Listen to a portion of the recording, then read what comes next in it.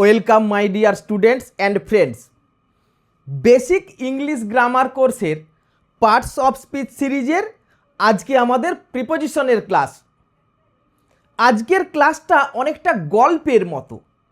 তোমার মনে হবে তুমি গল্প শুনছো, আর ক্লাসের শেষে প্রিপোজিশন তুমি খুব নিখুঁতভাবে শিখে যাবে। দেখো, আমি একটা সেন্টেন্স লিখে নিয়েছি, আমি ব্যাডমিন্টন খেলি। এটাকে যদি ইংরাজি বলতে বলি তোমরা প্রায় সবাই পারবে, আই প্লে ব্যাডমিন্টন। কি ঠিক বলেছি না? দেখো, এখানে শুধুমাত্র একটা সাবজেক্ট ছিল, ভার্ব ছিল আর অবজেক্ট ছিল। কি খেলি? ব্যাডমিন্টন। সবসময় তো আর এরকম ছোট ছোট সেন্টেন্স হবে না। যদি একটু বড় করি আমরা, তাহলে কি হয় দেখো, আমি বারান্দায় ব্যাডমিন্টন খেলি। তাহলে আই প্লে ব্যাডমিন্টন এর সাথে আমি বারান্দায় কথাটা যোগ করে দিয়েছি। তাহলে আই প্লে ব্যাডমিন্টন বলার পরে এই যে বারান্দা মানে ব্যালকনি, এরকম যদি বলি ব্যালকনি, দেখো তো সেন্টেন্সটাকে ঠিক লাগলো? I play badminton balcony.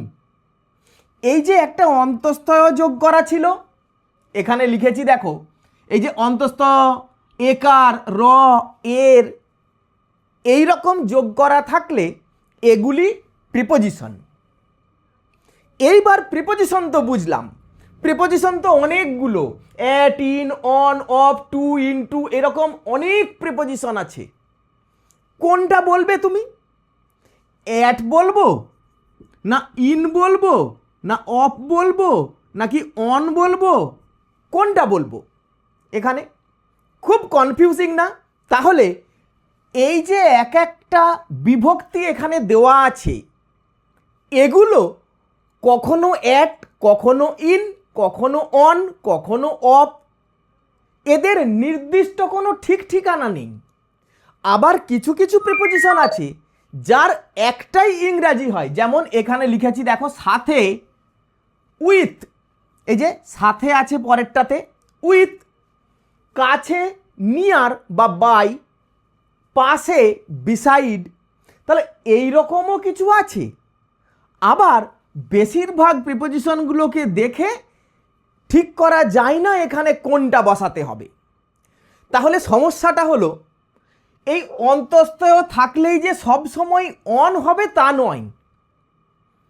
বারান্দায় বললাম অন দ্য ব্যালকনি, রাস্তায় হলে অন দ্য রোড, ঘরের এক কোনায় অ্যাট দ্য কর্নার, গুহায় ইন দ্য কেভ, হাওড়ায় ইন হাওড়া। পরের সেন্টেন্সটা দেখো, যখনই সেন্টেন্সটাকে তুমি বড় করছো, রাজু আর আমি, এখানে আর এর ইংরাজি হলো অ্যান্ড, তাহলে কনজাংশনগুলোরও একটা স্থির নির্দিষ্ট মানে আছে। দেখো, রাজু অ্যান্ড আই, এবারে ভার্ব বলতে হবে খেলি বলে উল্টো দিকে বলবো, তো এটা আমি শিখিয়েছি আগে। প্লে ব্যাডমিন্টন, এইবার বাড়িয়েছি কি পিন্টুর সাথে, তাহলে দেখো এই যে ছিল সাথে, উইথ পিন্টু, বারান্দায় অন দ্য ব্যালকনি, রোজ বিকালে, এই যে দেখো একার যোগ করা ছিল, এই যে দিয়েছিলাম একার যোগ করা থাকবে। তাহলে ইন দ্য আফটারনুন,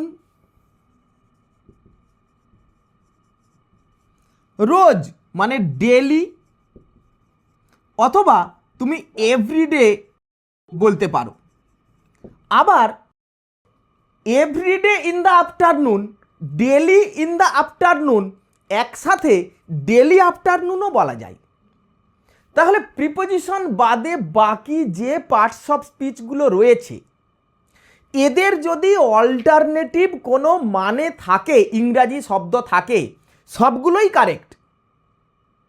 পেনটা খুব সুন্দর, this pen is very beautiful, this pen is very nice. দেখো, সুন্দর কথাটার যতগুলো অল্টারনেটিভ সবগুলোই কারেক্ট, কিন্তু প্রিপোজিশনের বেলায় এমন নয়। নির্দিষ্ট একটা জায়গায় একটাই প্রিপোজিশন বসবে, এটাই হলো প্রিপোজিশনের জটিলতা। আজকের ক্লাসের পরে তোমার কোনো জটিলতা থাকবে না, প্রিপোজিশন তুমি খুব দারুণভাবে শিখে যাবে। তাহলে এসো আগে বুঝে নিই যে এই প্রিপোজিশনগুলোকে আনলো কারা, কাদের সাথে সাথে এই প্রিপোজিশনগুলো এলো। এটা বুঝতে গেলে এই প্রিপোজিশন কথাটার মানেটা একটু বুঝতে হবে। দেখো, এই প্রিপোজিশন কথাটাকে ভাঙলে আমরা পাই প্রি আর পজিশন। প্রি কথাটার মানে হলো আগে, মানে পূর্বে, আর পজিশন মানে অবস্থান করে বা বসে। এরা নাউন বা প্রোনাউনের আগে বসে, যে কেউ ওদেরকে আনতে পারবে না। এরা নাউন বা প্রোনাউনের আগে আসবে, আর এসে ওই নাউন বা প্রোনাউনটির সাথে সেন্টেন্সের বাকি অংশটার সম্পর্ক তৈরি করবে। যেমন দেখো, যদি তুমি এখানে অন দ্য ব্যালকনি না বলতে, অন যদি না বলতাম, তাহলে আমি ব্যাডমিন্টন খেলি ব্যালকনি, মানে কি? ব্যালকনির নিচে, না ব্যালকনির ভেতরে, না ব্যালকনির উপরে, এটা বলতে হবে। ওই জন্য এখানে অন এসেছিল। দেখো, এই ব্যালকনি নাউনটা ঠিক তার আগে অন এসে বসেছে। তাহলে কার আগে বসে? নাউন বা প্রোনাউনের আগে বসে। সব সময় দেখো, সেন্টেন্সটাকে যখনই বড় করছি, পিন্টুর সাথে, দেখো পিন্টু, এই পিন্টু কথাটা যদি না থাকতো তাহলে সাথে কথাটার কোনো মানেই হয় না। তুমি এমন যদি পড়ো, রাজু আর আমি রোজ বিকালে বারান্দায় সাথে ব্যাডমিন্টন খেলি, কোনো মানেই নেই। তাহলে এই নাউন বা প্রোনাউনের সাথে এরা আসে, এসে বাংলায় দেখো পরে বসেছে। এই যে বাংলায় অন্তঃস্থয়, এটা পরে আছে, কিন্তু ইংরাজিতে বলার সময় প্রিপোজিশনটা আগে বসাতে হবে। কেন? এই যে বললাম আগে বসে। আবার দেখো, বারান্দায়, যখনই বাড়িয়েছি, বারান্দা তো একটা স্থানের নাম, জায়গা, ব্যালকনি, ঠিক তার সাথেই এই প্রিপোজিশনটা এসেছে। বিকালে, বিকাল তো একটা দিনের নির্দিষ্ট সময়ের নাম, ঠিক দেখো তার সাথেই এসেছে। ওই জন্য উইথ পিন্টু, দেখো ঠিক পরেই নাউন আছে। অন দ্য ব্যালকনি, এই অন প্রিপোজিশনটার পরেও নাউন আছে। ইন দ্য আফটারনুন, এই যে ইনের পরে আফটারনুন, এটা একটা সময়ের নাম, দিনের একটা অংশের নাম। তাহলে এটা বুঝতে পারলে নিশ্চয়ই যে প্রিপোজিশন এই নাউন বা প্রোনাউনের আগে এসে বসে। কিন্তু তোমার মনে তো এমন প্রশ্ন আসতে পারে, স্যার এখানেই তো আমি একটা প্রোনাউন ছিল, কই এর আগে তো বসেনি কিছু, আই বলেছেন, কই অন আই, অ্যাট আই, কই কিছু তো বসলো না। আবার যে ব্যাডমিন্টন, এটা তো একটা খেলার নাম, নাউন, কই এর আগেও তো বসেনি, আই প্লে, কই টু ব্যাডমিন্টন, অফ ব্যাডমিন্টন, কই এমন তো হয়নি। কেন হয়নি? এইটা খুব ভালো করে তোমাদের বুঝতে হবে। দেখো, আমি এই অংশটা একটুখানি ইরেজ করে দিই, দিয়ে তোমাদের বুঝিয়ে দিচ্ছি যে কেন সব নাউন বা প্রোনাউনের আগে এলো না। একটা সেন্টেন্সের স্ট্রাকচার কি, মূল কথাটা কি? না সাবজেক্ট থাকবে, ভার্ব থাকবে, আর অবজেক্ট থাকবে। এই তো একটা সেন্টেন্সের মূল স্ট্রাকচার। আমরা যদি এই সেন্টেন্সটাকে আমাদের ফ্যামিলির সাথে তুলনা করি, তাহলে এরা হলো এই পরিবারের সদস্য। এদেরকে বাড়িতে যেমন আমাদের বাবা মা ভাই বোন, এদেরকে বসার জন্য আমরা সবসময় চেয়ার পেতে দিই না। প্রিপোজিশন হলো একটা চেয়ার, মনে করো প্রিপোজিশন হলো এই চেয়ার। বাবা মাকে আমরা তো চেয়ার পেতে দিই না। কাকে দিই? না যখন কোনো প্রতিবেশী, আত্মীয়, বন্ধু বান্ধব আসে, বাইরের কেউ এলে তাকেই চেয়ার পেতে দিই।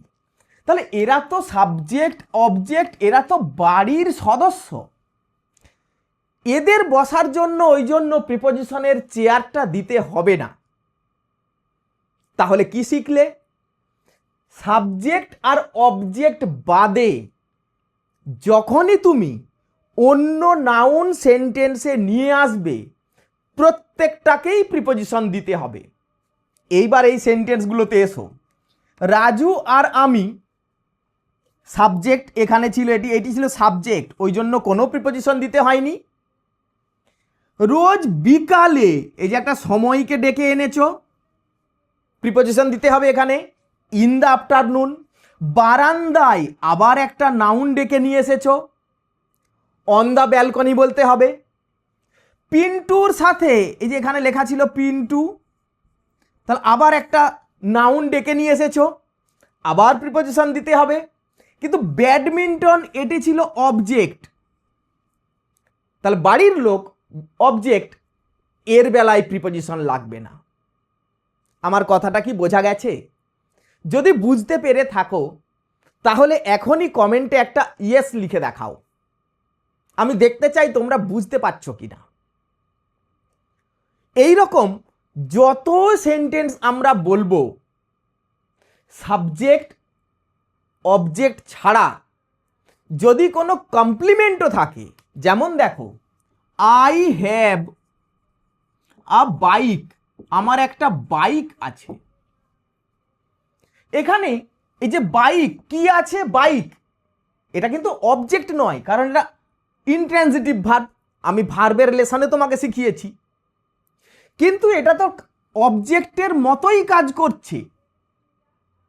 এর বেলাতেও দেখো কোনো প্রিপোজিশন তুমি দেবে না, কারণ এটা ছাড়া সেন্টেন্সটা ইনকমপ্লিট। আই হ্যাভ বললে কিছুই মানে বোঝায় না, তাহলে এও অবজেক্টের মতোই বাড়ির সদস্য।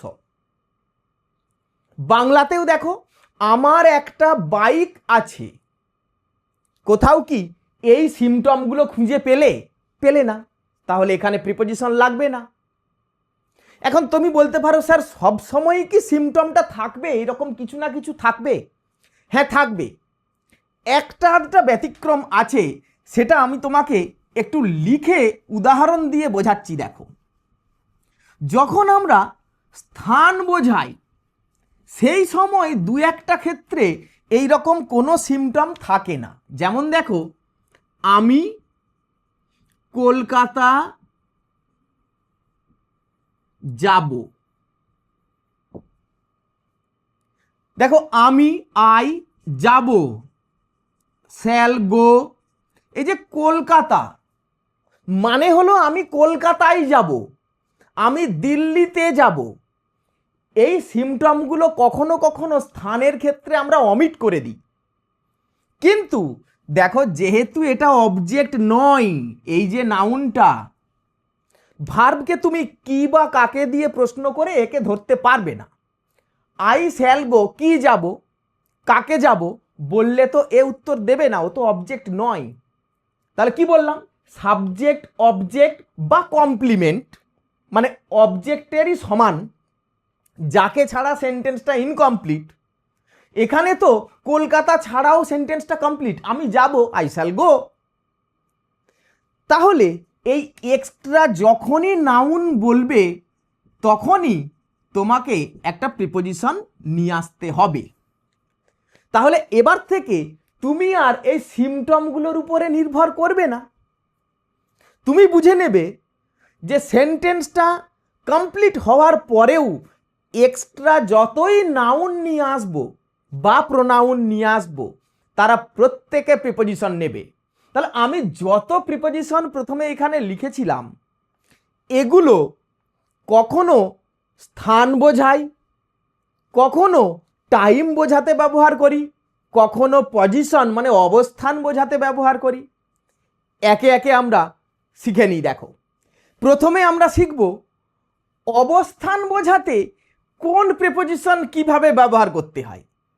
এটা একটা সার্কেলের মধ্যে আমরা শিখে নেব। দেখো,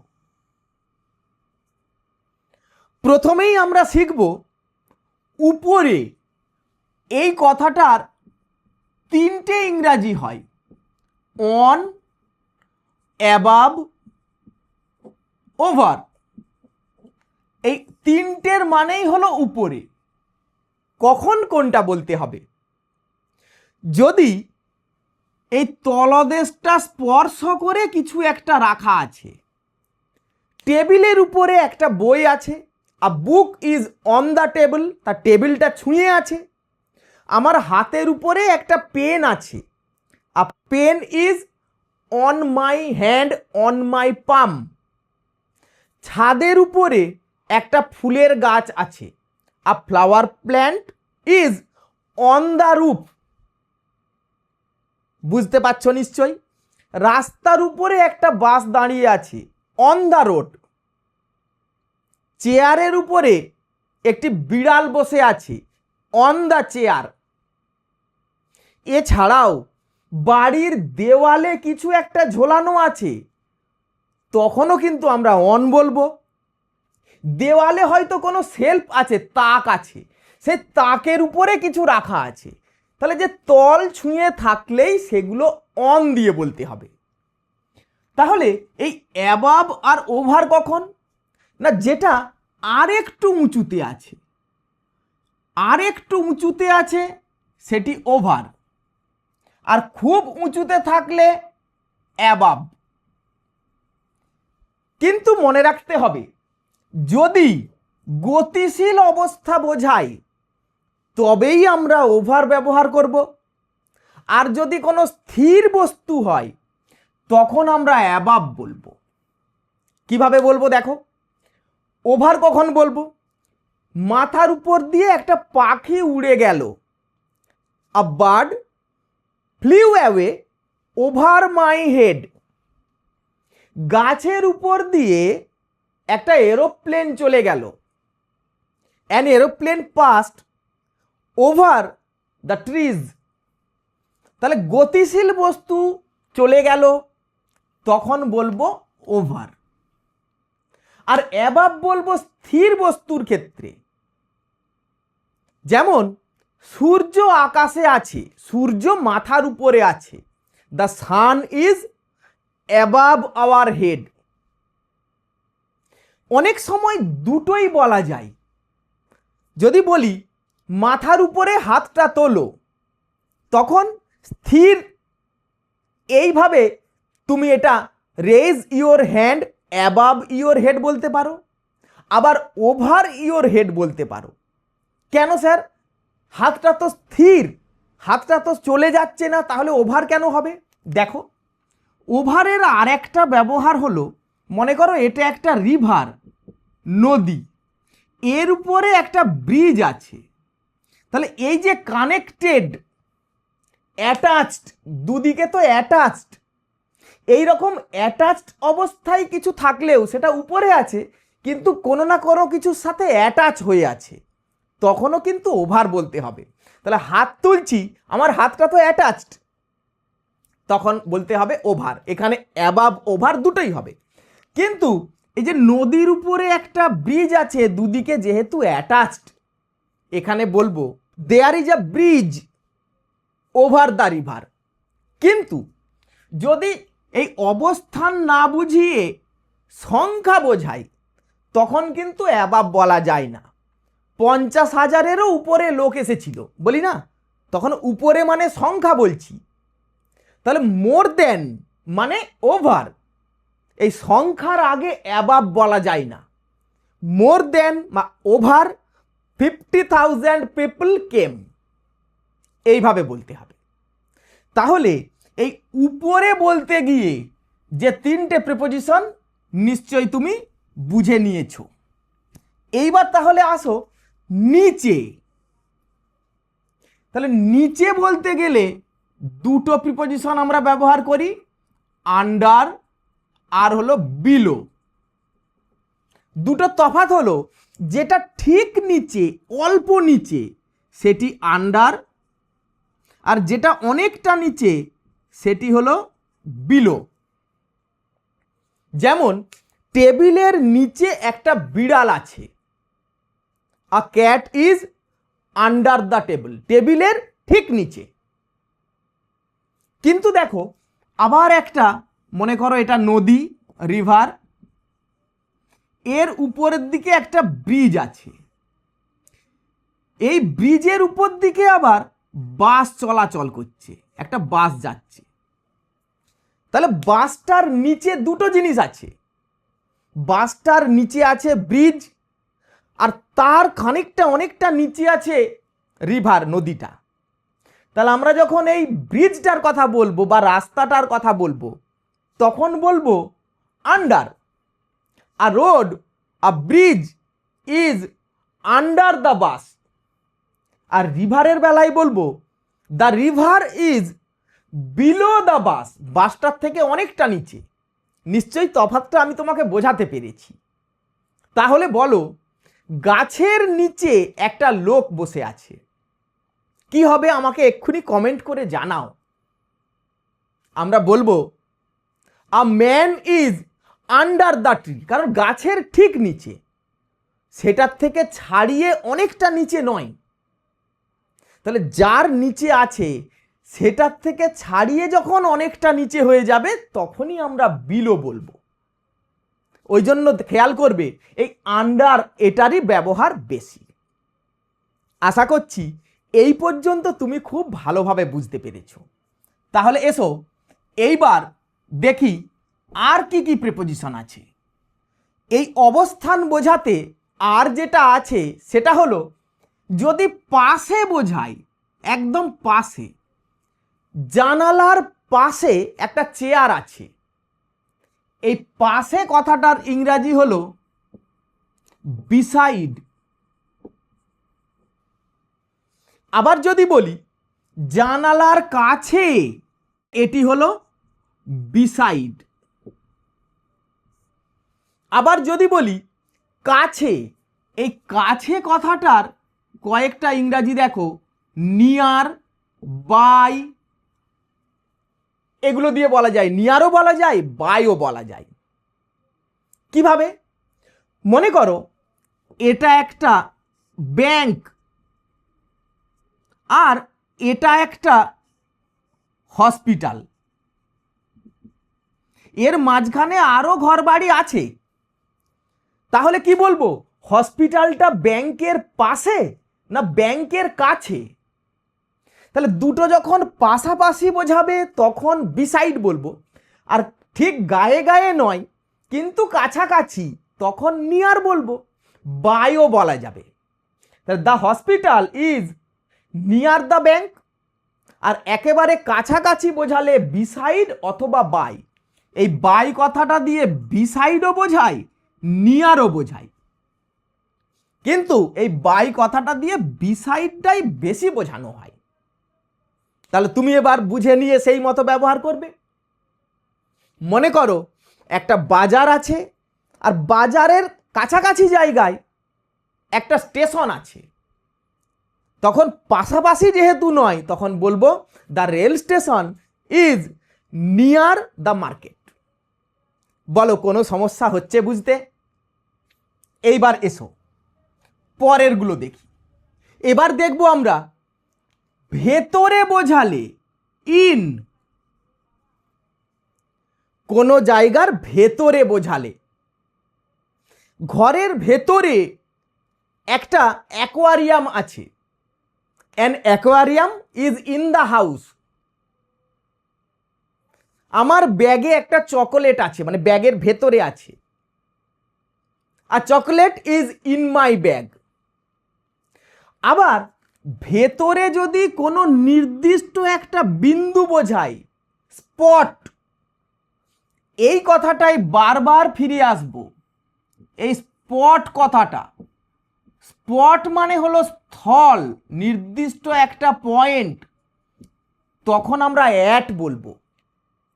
ঘরের ভেতরে কিন্তু নির্দিষ্ট একটা স্পট বলছি ঠিক দরজার মুখে, তখন বলবো at the gate, at the entrance. Do not stand at the gate, at the entrance. অনেক সময় বলা হয়, তুমি নিশ্চয়ই শুনে থাকবে, পরীক্ষা দরজায় কড়া নাড়ছে।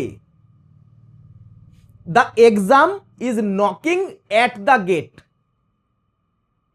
তাহলে আমাকে বলো, এই যদি একটা ঘরের মেঝে হয়, ঠিক কোনায় একটা স্পটে একটা বল রাখা আছে, তাহলে বলবো আ বল ইজ অ্যাট দ্য কর্নার। কিন্তু মিডিলের বেলায় অ্যাট দ্য মিডিল বলা হয় না, ইন দ্য মিডিল বলা হয়। তার কারণ হলো এটা তো কোনো পয়েন্ট নয়, মিডিলটা তো কোনো পয়েন্ট নয়। মিডিল মানে কি মাঝামাঝি জায়গায়, এটা কোনো স্পট, একেবারেই বিন্দু বোঝাচ্ছে না, ওই জন্য ইন দ্য মিডিল বলতে হয়। এবার দেখো, তাহলে নির্দিষ্ট বিন্দু হলে অ্যাট। এইবার বাইরে থেকে ভেতরে প্রবেশ করা বোঝালে, গতিশীল অবস্থায় বাইরে থেকে ভেতরে প্রবেশ করছে, তখন বলতে হবে into. The cat ran into the house. বিড়ালটা বাড়ির মধ্যে দৌড়ে প্রবেশ করলো। The boy ran into the classroom. ছেলেটি দৌড়ে ক্লাসরুমে ঢুকে গেল। নিশ্চয়ই বুঝতে পারছো, খুব সহজ। এইবার ভেতর থেকে কেউ যদি বাইরে চলে যায়, তখন বলবো out of. A cat came out of the box.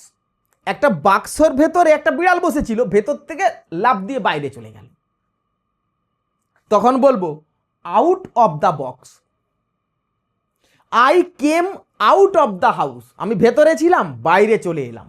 তাহলে এইগুলো দিয়ে গতিশীল অবস্থাটা বোঝানো হয়।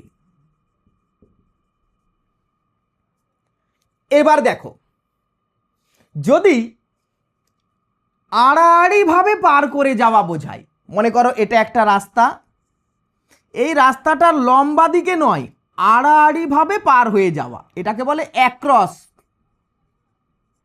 একটা খেলার মাঠ, মাঠটা আড়াআড়ি ভাবে পার হয়ে গেলাম। I went across the field. I walked across the field. I walked across the road. রাস্তাটা আড়াআড়ি ভাবে পার করে গেলাম। কিন্তু আড়াআড়ি ভাবে না হয়ে যদি পাশে এই বরাবর, রাস্তা বরাবর, দৈর্ঘ্য বরাবর হাঁটা বোঝায়, যাওয়া দৌড়ানো বোঝায়, তখন একে বলতে হবে অ্যালং। আমি নদীর তীর বরাবর হাঁটছিলাম। I was walking along the river. এটাকে ডাউন দিয়েও বলা যায়, down the river, down the lane, down the road. খুব সহজ না? এবার দেখো, যদি ভেতর দিকে পার করে বেরিয়ে যায়, একে বলে থ্রু। মানে ভেতরে ঢুকে ভেতর দিকে বেরিয়ে চলে যাওয়া। মনে করো একটা ঘর, বাড়ি, তার এই দিকের দরজাও খোলা, ওই দিকের দরজাও খোলা, একজন এই দিকে ঢুকে ওই দিকে পার হয়ে চলে গেল, তখন বলবো through. The boy ran through the house. ছেলেটি বাড়ির ভেতর দিকে পেরিয়ে চলে গেল। আ বুলেট, বন্দুকের bullet, ran through his body. তার বডির ভেতর দিকে এইদিকে ঢুকে ওই দিকে বেরিয়ে গেছে। এই যে থ্রু, পার করে চলে যাওয়া। এইগুলি এই অবস্থান বোঝাতে গিয়ে এই প্রিপোজিশনগুলোই আমরা ব্যবহার করি। তাহলে আজকে খুব সহজভাবেই তুমি বুঝতে পারলে কখন কোন প্রিপোজিশনগুলো বলি। একটু প্র্যাকটিস করে নিই ছোট্ট করে। মনে করো একটা বিড়াল পাঁচিলের উপর দিয়ে লাফ দিয়ে গেল। তাহলে এই ছিল একটা, মনে করো পাঁচিল, একটা বিড়াল এই দিক থেকে লাফ দিয়ে ওই দিকে চলে গেল। তাহলে এখানে ওভার বলবো না অ্যাবাভ বলবো? গতি বোঝাচ্ছে over. A cat jumped over the wall. দেওয়ালটার উপর দিকে পেরিয়ে চলে গেল। মনে করো আমি পকেটে একটা চকলেট রেখেছি। I have kept a chocolate in my pocket. পকেটের ভেতরে বোঝাচ্ছে, ইন বলবো। তাহলে বলো এই পর্যন্ত তুমি ভালোভাবে বুঝতে পারলে কি না? যদি বুঝতে পেরে থাকো তাহলে এখনই ভিডিওতে একটা লাইক দিয়ে আমাকে সেটা বুঝিয়ে দাও। এইবার আমরা শিখব কিভাবে প্লেস বোঝাতে প্রিপোজিশনগুলো ব্যবহার করি, স্থান বোঝাতে। এসো দেখি।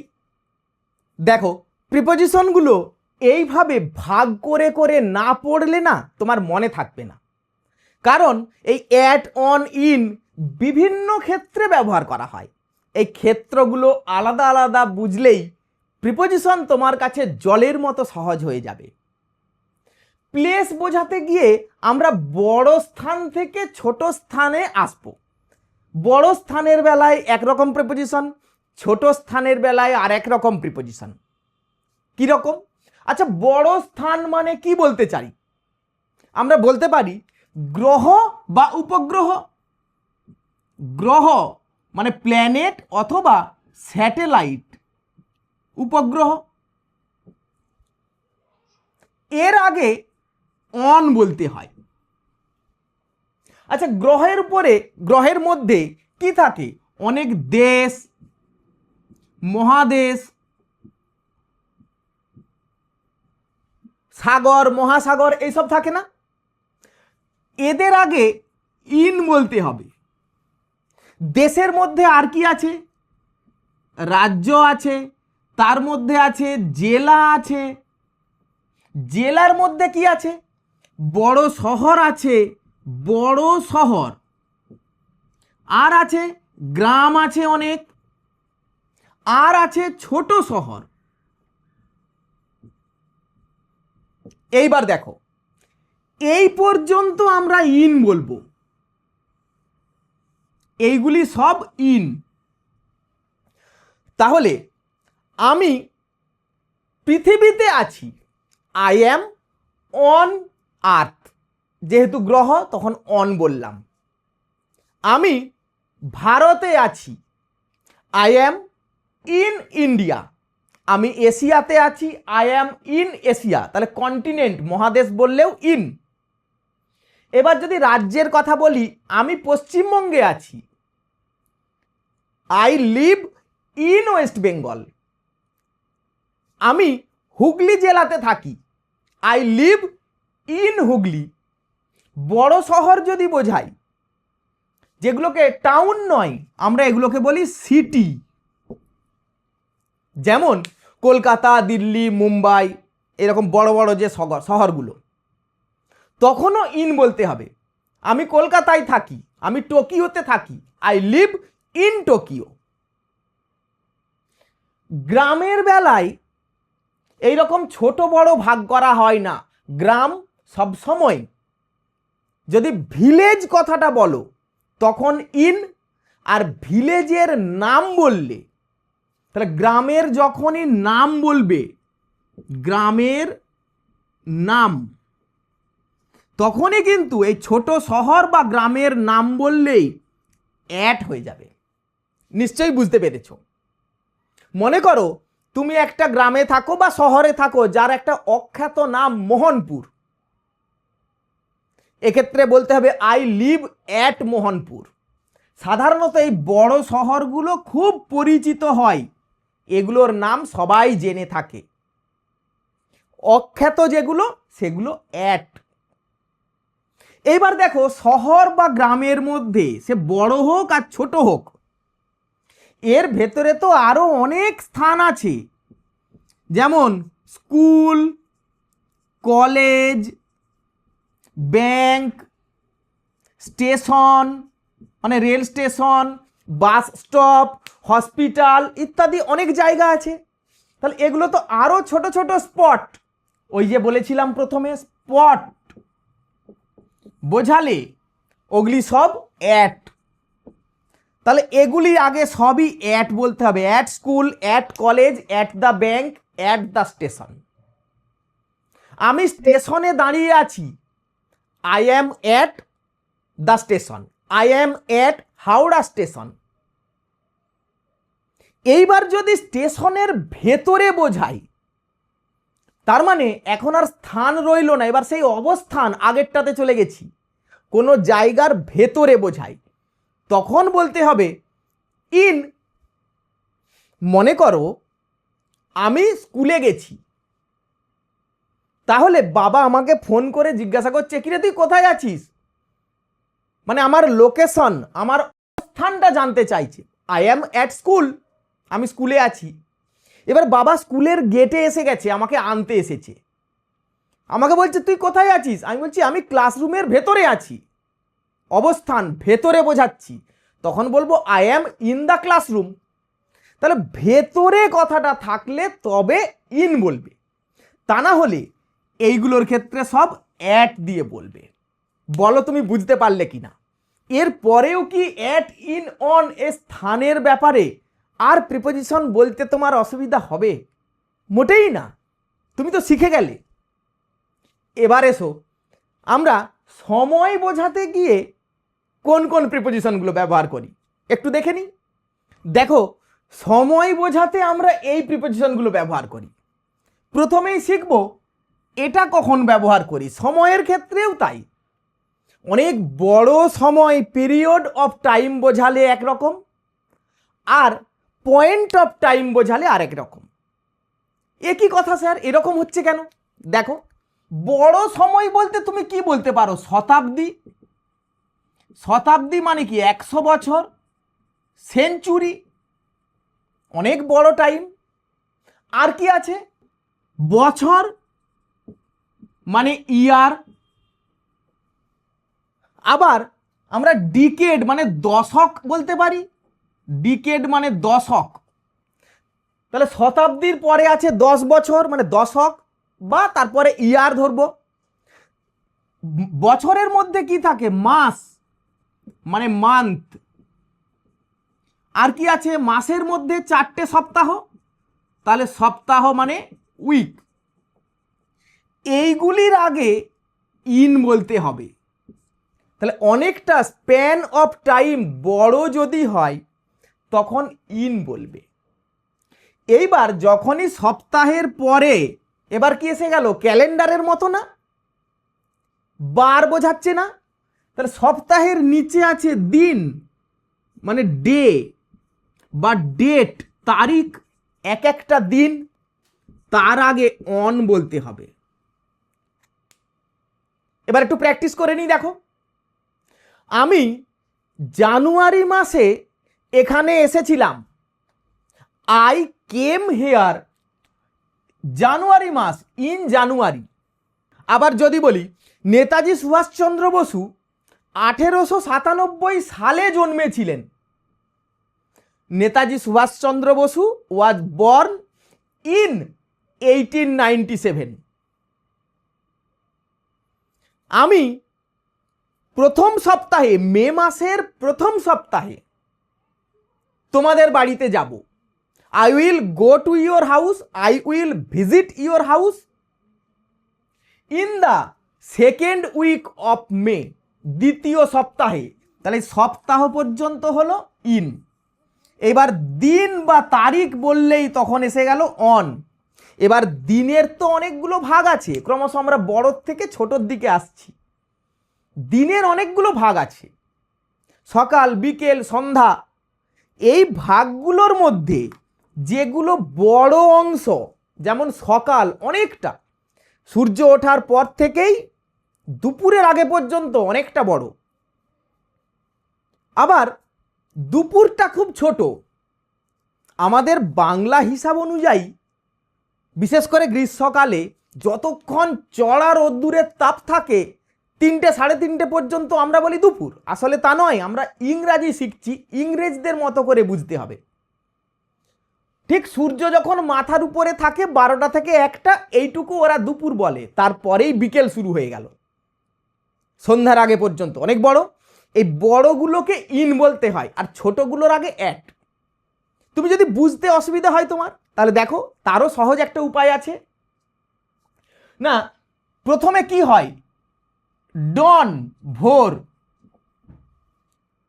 তারপরে মর্নিং, সকাল হলো, তারপরে দুপুর, নুন, তারপরে বিকাল, আফটারনুন, তারপরে ডাস্ক, বা টুইলাইট, গোধূলি, তারপরে সন্ধ্যা হয়ে গেল ইভিনিং, তারপরে রাত হয়ে গেল নাইট।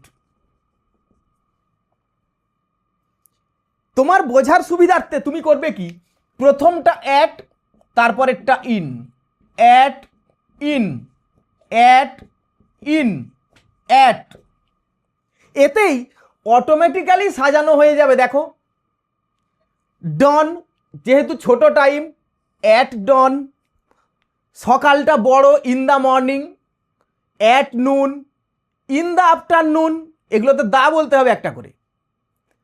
অ্যাট ডাস্ক, অ্যাটগুলোর সাথে আর দা বলতে হয় না। ইন দ্য ইভিনিং, স্যার সন্ধেটা কি করে বড় হয়? সন্ধে তো একটু পরেই রাত্রি হয়ে যায়।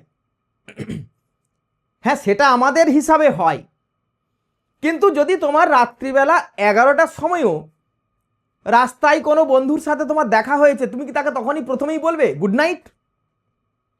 না, আমরা ঘুমোতে যাওয়ার আগে পর্যন্ত এই অ্যাক্টিভ যত টাইমটা পুরোটাকেই ইভিনিং বলি। ওই জন্য দেখবে তুমি যদি কোনো কাস্টমার কেয়ারে ফোন করো বা কোনো শপিং মলে যাও 10টার সময়ও, তখন তারা বলবে good evening sir, good evening ma'am. তাহলে ইন দ্য ইভিনিং, ইনগুলোর সাথে কিন্তু একটা করে দা বলতে হবে। আচ্ছা, নাইট তো অনেক বড় স্যার, তার আগে অ্যাট কেন? আসলে নাইট এটা তো অ্যাক্টিভ আওয়ার নয়, আমরা ঘুমিয়ে পড়ি, ব্যাস সকাল হয়ে যায়। দেখো সহজ কত মনে রাখার ক্ষেত্রে, at dawn, in the morning, at noon, in the afternoon, এই ইনগুলোর সাথে বলেছি একটা করে দা বলতে। তুমি খুব সহজেই মনে রাখতে পারবে কখন কি বলতে হয়। এইবার দেখো, এই অ্যাট ইন অন ছাড়াও যেগুলো লিখেছি, এইগুলো কিভাবে ব্যবহার করতে হবে? খুব সহজ এটাও, একটুখানি নজর রাখো। তোমার যদি ইচ্ছে হয় এগুলো তুমি তোমার খাতায় বা নোটবুকেও লিখে রাখতে পারো। দেখো, মনে করো আমি নিয়েছি জানুয়ারি থেকে ডিসেম্বর, এই যে একটা টাইম 12 মাস, তাহলে কোনো সময়ের এই শুরুটা, এটা শুরুর থেকে শেষ পর্যন্ত, এটা বলবো ফ্রম জানুয়ারি, আমি সংক্ষেপে লিখলাম ফ্রম জানুয়ারি টু ডিসেম্বর। যদি শুরু থেকে শেষ পর্যন্ত বোঝায় তখন ফ্রম আর টু, ফ্রম মানে থেকে, টু মানে পর্যন্ত। আবার যদি বলি শুধুমাত্র জানুয়ারি থেকে, জানুয়ারি থেকে কতদূর পর্যন্ত আর বলছি না, তখন কি ফ্রম জানুয়ারি বলবে? না, তখন বলতে হবে সিন্স জানুয়ারি। কেন ফ্রম নয়? না, এইরকম কোনো স্থান থেকে হলে ফ্রম। আমি দিল্লি থেকে এসেছি, I have come from Delhi, তাহলে থেকে কোনো স্থান থেকে বললে ফ্রম, আর কোনো সময়ের শুরু থেকে বললে since.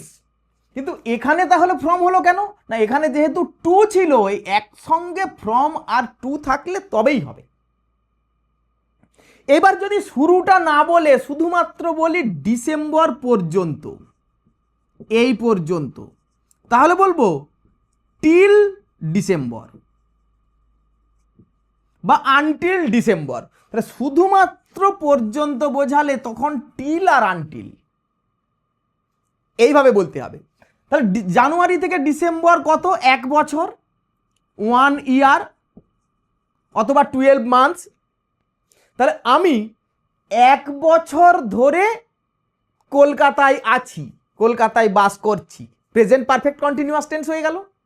I have been living in Kolkata for 1 ইয়ার, এই 1 বছর ধরে, ধরে বললে তখন দেখো মনে পড়ছে তোমার, এবার ফর বলি আমরা। এইবার যদি অনেক দিন ধরে বোঝায়, একটা বেশি সময় ধরে বোঝায়, তখন ধরে না, কথাটা হলো জুড়ে, সারা শীতকাল জুড়ে, গ্রীষ্মকাল জুড়ে। এই যে গ্রীষ্মকাল ধরে, শীতকাল ধরে বা জুড়ে, সেটাকে আমরা এই যে ডিউরেশন বোঝাই তখন বলি ডিউরিং। ডিউরিং উইন্টার মানে হলো শীতকাল চলাকালীন, ভালো করে বাংলায় বললে বলবো চলাকালীন। আর উইদিন বা বাই কখন বলতে হয়? যখন কোনো নির্দিষ্ট সময়ের মধ্যে, 7টার মধ্যে হাজির হয়ে যাবে। Come here within 7 PM, by 7 PM। Within মানেই অনেকটা বাই, তাহলে দেখো বাই দিয়ে পজিশনও বোঝায়, সময়ও বোঝায়। এই যে দেখছো ইন, অন, অ্যাট দিয়ে সময় বোঝায়, অবস্থান বোঝায়, প্লেস বোঝায়। আজকের পর থেকে তোমার আর আইডেন্টিফাই করতে কোনো অসুবিধেই হবে না। এইবার এসো আমরা শিখে নিই টু কখন ব্যবহার করা হয়। খুব ইম্পর্ট্যান্ট একটা প্রিপোজিশন টু। এসো সেটা এবার দেখি। দেখো, গতি, অভিমুখ বা দিক বোঝাতে বেশিরভাগ ক্ষেত্রেই টু বলি। আমি বাজারে যাচ্ছি, এই হলো বাজার, মার্কেট। আমি বাজারে যাচ্ছি, তাহলে এটা একটা দিক বোঝাচ্ছে, অভিমুখ বোঝাচ্ছে। I am going to market. ওই জন্য দেখবে এই যাওয়া গো ভার্বের সাথে কিন্তু টু প্রেপোজিশনটাই বসানো হয়। I am going to market, I am going to school, he is going to Tokyo, to Paris. এইবার দেখো, তোমরা শুনেছ টুয়ার্ডস বলে একটা প্রিপোজিশন আছে। সেটা কি জিনিস না, আমি বাজারের দিকে যাচ্ছি, কিন্তু বাজার পর্যন্ত নাও যেতে পারি। তাহলে ওই পর্যন্ত যদি যাওয়া, এটাকে টার্গেট করে সেখানে যাওয়া বোঝালে টু, আর সেই মুখে যাচ্ছি নাও যেতে পারি, হয়তো অন্য কোনো দিকে ঘুরে যাব, বা এখানে তার আগেই আমার কাজ মিটিয়ে চলে আসবো, তখন বলি টুয়ার্ডস, মানে বাজারের দিকে যাচ্ছি কিন্তু বাজার পর্যন্ত যাব না। এবার দেখো, যদি ঘুরে যাই, ডান দিকে বা বাঁ দিকে ঘুরে গেল, টার্ন টু দ্য রাইট, ডান দিকে ঘুরে গেল। তোমাকে বলছি এবার ডান দিকে ঘুরে যাও, turn to the right, turn to the left. তাহলে অভিমুখ মানে ঘুরে যাওয়া বোঝালে তখনও কিন্তু টু বলতে হবে। এবার দেখো, দিক বোঝাতে গেলে তখন আমরা কোন প্রিপোজিশন বলবো? দিক মানে মনে করো এটা নর্থ, এটা সাউথ, এটা ইস্ট, এটা ওয়েস্ট। এই যে দিক বোঝালে, সূর্য পূর্ব দিকে ওঠে, the sun rises in the east. দেখো, দিক বোঝালে ইন দ্য ইস্ট। সূর্য পশ্চিমে অস্ত যায়, ইন দ্য ওয়েস্ট। তাহলে শুধুমাত্র নির্দিষ্ট একটা দিক বোঝালে, স্টেশনটা পশ্চিম দিকে, the rail station is in the West, এইভাবে বলবো। এবার যদি কোনো অবস্থানের পরিপ্রেক্ষিতে আর একটার কথা বলছি, আমি এখানে আছি, এখানে হলো পার্ক আর এটা হলো ব্যাংক, এটার পরিপ্রেক্ষিতে এদিকে যদি বলি the bank is to the south of park, তাহলে ব্যাংকটা এই পার্কের থেকে কোন দিকে? তাহলে দুটো যদি থাকে, একজনের অবস্থার পরিপ্রেক্ষিতে আরেকটা, তখন বলতে হবে to the West of the bank বা দ্য পার্ক। এখানে টু বলবো আর অফ বলবো। মুম্বাই দিল্লির পশ্চিম দিকে, Mumbai is situated to the West of Delhi. তাহলে এই পর্যন্ত নিশ্চয়ই তোমার বুঝতে কোনো অসুবিধে হয়নি। এবার আমরা টু এর আরও কয়েকটা খুব সহজ সরল ইউজ আছে, যেগুলো না শিখলেই নয়, সেদিকে একটু নজর দেব। কি না, কারো কাছে, কারো প্রতি, বা কারো উদ্দেশ্যে এইরকম বোঝালে তখন কিন্তু টু বলতে হয়। ওটা আমাকে দাও মানে আমার উদ্দেশ্যে দিয়ে দাও, তখন বলবো গিভ ইট টু মি। আবার যদি বলি তোমার প্রিন্সিপালকে একটা চিঠি লেখো, write a letter to your principal, মানে প্রিন্সিপালকে উদ্দেশ্য করে লেখো, টু ইয়োর প্রিন্সিপাল। এইভাবে কারো কাছে, কারো প্রতি, কারো উদ্দেশ্যে এমন বোঝালে টু দিয়ে বলতে হয়। আর তোমরা জানো ইনফিনিটিভ মানে টু এর পরে ভার্ব বসালে বাংলায় সেই ক্রিয়াপদের সাথে একটা তে আসে, এটাকে ইনফিনিটিভ বলি। যেতে টু গো, ভার্বের এই জিরো টেন্স মানে কোনো টেন্স লাগে না তখন আর। খেতে টু ইট, হাঁটতে টু ওয়াক, লিখতে টু রাইট, পড়তে টু রিড, এইরকম। তাহলে নিশ্চয়ই বুঝতে পেরেছো টু কখন কাজে লাগে। এবার এসো আমরা আরেকটু এগিয়ে যাই। এইবার দেখব আমরা বিটুইন আর অ্যামং কি কাজে লাগে। বিটুইন নাকি অ্যামং? যদি দুজনের মধ্যে হয় তখন বিটুইন, তাহলে বিটুইন হলো দুজন, দুইজন। আর অ্যামং হলো বহু মানে দুজনের বেশি। মনে করো অমল, এখানে আছে অমল, এখানে আছে বিমল, মাঝখানে বসেছে সুনীল, বলবো Sunil is between Amal and Bimal. দুটো বাড়ি, তাদের মাঝখানের যে রাস্তাটা খুব সরু, তাহলে বলবো দ্য লেন, গলিটা between the two houses is very narrow, এই দুটো বাড়ির মাঝখানে। ঠিক তেমন ভাবেই বলবো যদি মনে করো অনেকগুলো ছেলে মেয়ে আছে, তাদের মধ্যে বলছি চকলেটগুলো ডিস্ট্রিবিউট করে দাও, ডিভাইড করে দিয়ে দাও, তাহলে distribute these chocolates among the children, এই বাচ্চাদের মধ্যে ভাগ করে দাও। তাহলে দুইয়ের বেশি হলেই তখন among.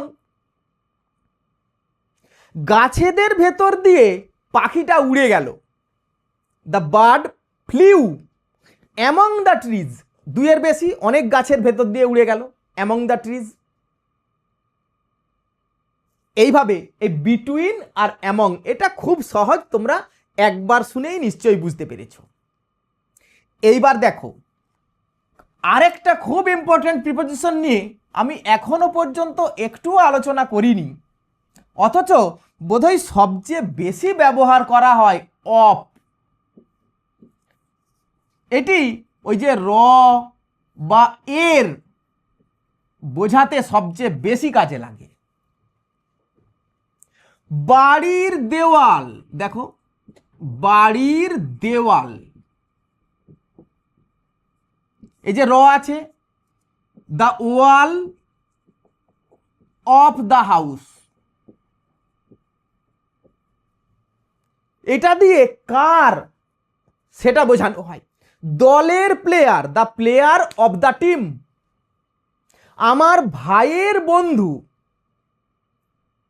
The friend of my brother, তোমার দেশের লোকজন, পিপল অফ ইয়োর কান্ট্রি, দেখো দেশের এখানে এর যোগ করা হয়েছে, দেশের লোকজন, পিপল অফ ইয়োর কান্ট্রি।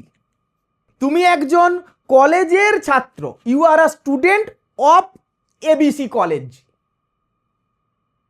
তুমি ক্লাস 10-এর ছাত্র, you are a student of class 10। তাহলে সাধারণত র আর এর বোঝাতে গিয়েই এই অফ কথাটার বেশি ব্যবহার করি আমরা। কখনো কখনো এর বদলে, অফের বদলে অ্যাপোস্ট্রফিও দেওয়া যায়। The friend of my brother, আমার ভাইয়ের বন্ধু মানেই মাই ব্রাদার্স ফ্রেন্ড, এটাকে এমনও বলা যায় মাই ব্রাদার্স ফ্রেন্ড। দেখো খুব সহজ না? এছাড়া সোনার আংটি, দেখো সেখানেও র আছে, সোনার আংটি মানে সোনা দিয়ে তৈরি আংটি। The ring made of gold, তাহলে এখানে বলবো মেড অফ গোল্ড। তাহলে সাধারণত র বা এর এগুলো এইভাবে অফ দিয়ে বলা হয়। এবার আমরা দেখব বাই আর উইথ কখন কখন ব্যবহার করি। বাই উইথ, দেখো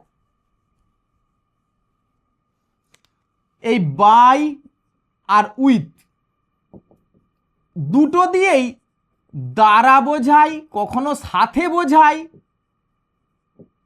যদি কোনো কিছুর দ্বারা কিছু করা হয়, ছাত্রদের দ্বারা গাছ লাগানো হয়েছিল, trees were planted by the students.